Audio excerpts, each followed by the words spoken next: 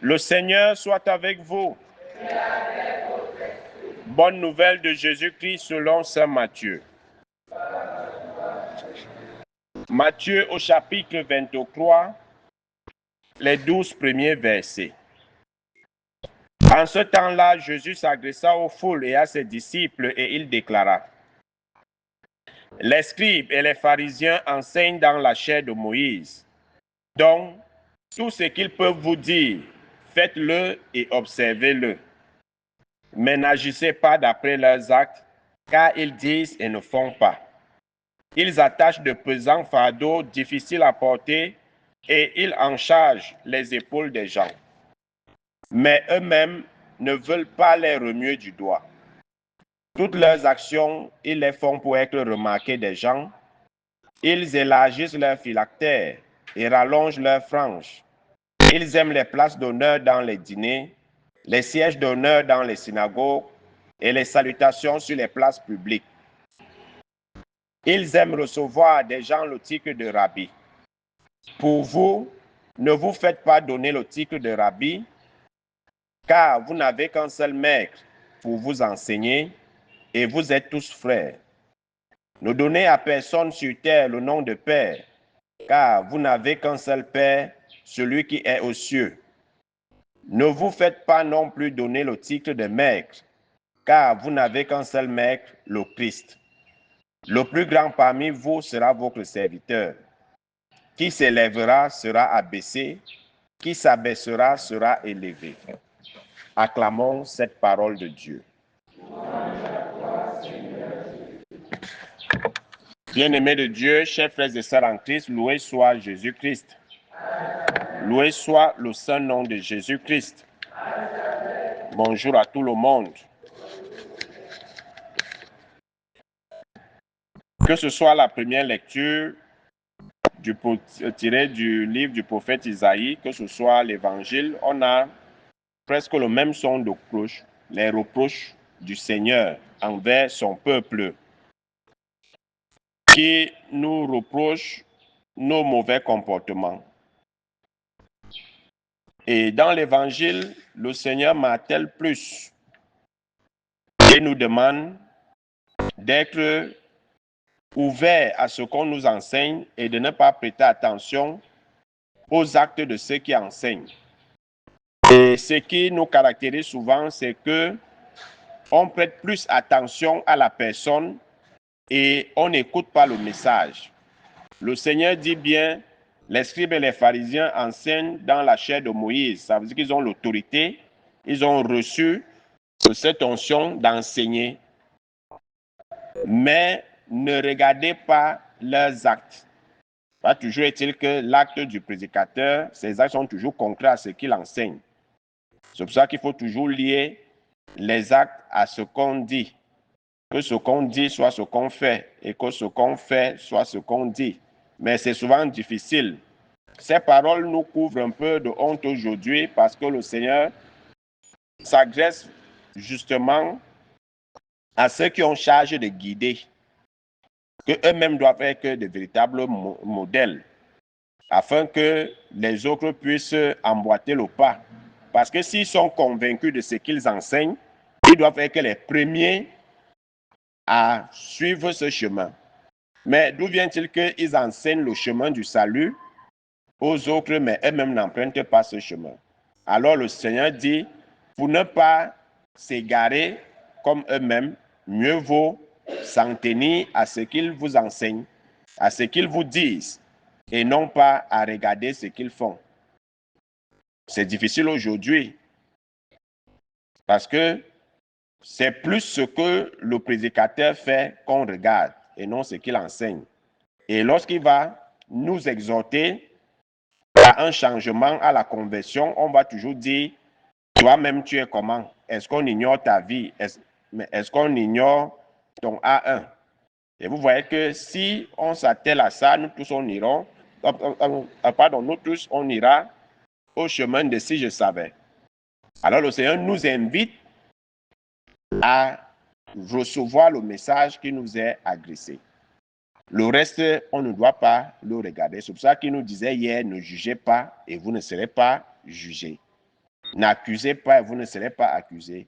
Ne condamnez pas et vous ne serez pas condamnés. Mais aujourd'hui, on juge plus qu'on écoute. On condamne plus qu'on écoute. On accuse plus qu'on écoute. Et quand vous regardez la cabale qui est lancée contre l'Église, c'est sur les défauts de l'Église qu'on s'arrête. Mais le message que l'Église propose à l'humanité, on le met de côté parce qu'on dit, vous-même, vous n'êtes pas des modèles. Donc, vous n'avez pas de morale à nous faire. Et c'est donc là le danger. C'est pour ça que le Seigneur attire notre attention sur ce danger-là. Sur ce danger. En voulant regarder la vie de l'autre, toi-même, tu vas sombrer. Parce qu'il va te dire que comme lui fait le mal, il nous dit de ne pas boire. Lui-même, il boit. Pourquoi moi, je ne vais donc pas boire? Moi aussi, je bois. Et pourtant, l'interdit, c'est de ne pas boire. À la fin, qui va perdre?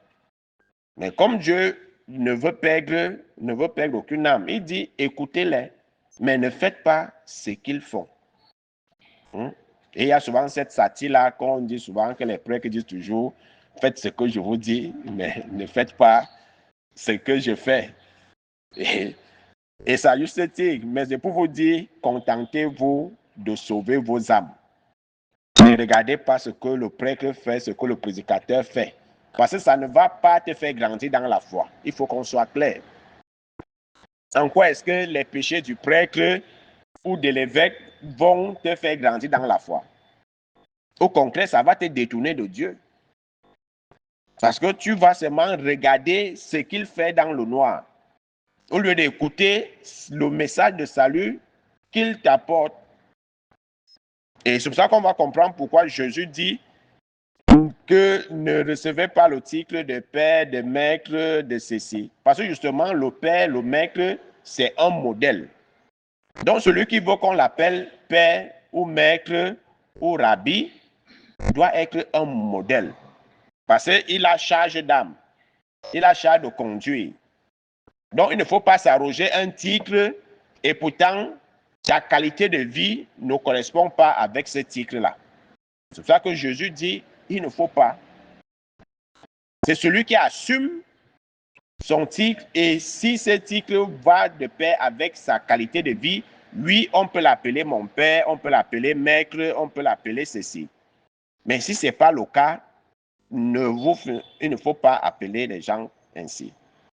Je crois que parfois, à un moment, il y avait toujours, quand les églises éveillées naissaient, commençaient, mais et pourtant, c'est écrit dans la Bible qu'on n'appelait personne père, mais pourquoi vous appelez les prêtres mon père? Et pourtant, Dieu dit qu'il n'y a pas de père, que c'est lui seul qui est le seul père. Il faut comprendre le contexte. Parce que la Bible ne se comprend pas en dehors de son contexte. Tu ne peux pas isoler un verset de son contexte d'écriture pour vouloir l'actualiser sur une autre circonstance qui n'a rien à voir. Et c'est ça avec les églises éveillées. C'est-à-dire, ils sortent le verset du contexte d'écriture pour vouloir justifier une position. Mais dans ce contexte, le Seigneur dit, celui qui reçoit le titre de rabbi ou de maître ou de père doit être un modèle. Un modèle. Si tu n'es pas un modèle, ne porte pas les titres. Ne porte pas les titres. C'est pour ça qu'il dit, vous n'avez qu'un seul Père. C'est pour ça qu'hier nous disait, soyez miséricordieux comme votre Père est miséricordieux. Dieu mérite le titre de Père parce qu'il fait ce qu'il dit. Il ne fait pas le contraire. Mais si toi, tu veux véritablement être ce guide-là, celui qui conduit les autres, il faut que tu sois un modèle. Et là, on va t'appeler, ça c'est mon père spirituel, ça c'est notre maître, ça c'est tel. Parce qu'il y a adéquation entre ce que tu fais et ce que tu dis, entre ce que tu dis et ce que tu fais. Donc, c'est dans ce sens-là qu'il faut comprendre les paroles du Seigneur. Ne vous faites pas donner le titre de rabbi, car vous n'avez qu'un seul maître pour vous enseigner. Ne vous donnez pas sur terre à personne le titre de père, parce que le père, c'est un modèle. Ne vous faites pas donner le titre de maître, car vous n'avez qu'un seul maître, le Christ. Parce que le Christ, ce qu'il disait, c'est ce qu'il faisait. Ce qu'il faisait, c'est ce qu'il disait. Donc, si nous voulons être des guides, il faut qu'on soit des modèles. Sinon, laissons les tigres. Mieux, on t'appelle par ton nom. Papa et Sono, on t'appelle comme ça. C'est mieux.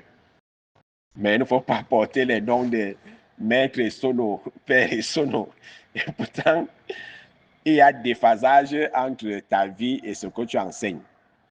Mais ce que le Seigneur, là où le Seigneur insiste, c'est suivre les enseignements qu'on vous donne.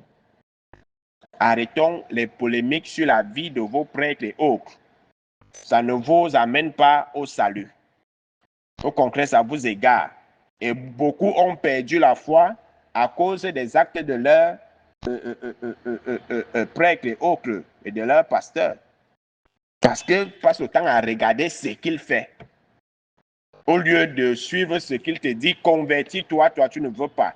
Toi tu regardes seulement qu'il a fait ceci le soir. Alors il me demande de changer. Pourtant, nous sommes retrouvés en boîte de nuit hier. Mais lui me dit de ne plus aller en boîte de nuit, mais lui part. Mais à la fin, qui perd? Lui, il a reçu l'autorité parce qu'il faut faire la différence entre l'onction et l'autorité. Il a reçu l'autorité d'enseigner. Donc, ce qu'il te dit, c'est ce qui vient de Dieu. Donc, tu as pour devoir d'écouter cela et non pas de regarder ce qu'il fait qui n'a rien à voir avec ce qu'il dit. C'est pour ça que dans le livre d'Isaïe dit, si on continue à s'obstiner, si on ne veut pas changer, alors l'épée de la mort passera sur nous. Et on ne va pas dire que le Seigneur ne nous a pas parlé, même à travers ces mauvais prêtres, il nous parle toujours. Donc on ne dira pas qu'on n'a pas écouté un prêtre parce qu'il était un mauvais prêtre. Donc il n'y aura pas de justice le jour-là. On ne va pas dire non, tu nous avais envoyé un mauvais prêtre, nous on ne pouvait pas écouter les choses qu'il racontait là, c'était pour lui et sa famille. Est-ce qu'il ne t'a pas enseigné ma parole? Il nous a enseigné. Et pourquoi tu n'as pas écouté? Tu vas voir qu'à la fin, c'est toi qui seras perdant. Donc, bien-aimés de Dieu, contentons-nous de suivre la voie et les recommandations du Seigneur à travers les prédicateurs qu'il a lui-même choisis pour nous enseigner ses voies. Mais ne nous focalisons pas sur leurs défauts. Loué soit Jésus-Christ.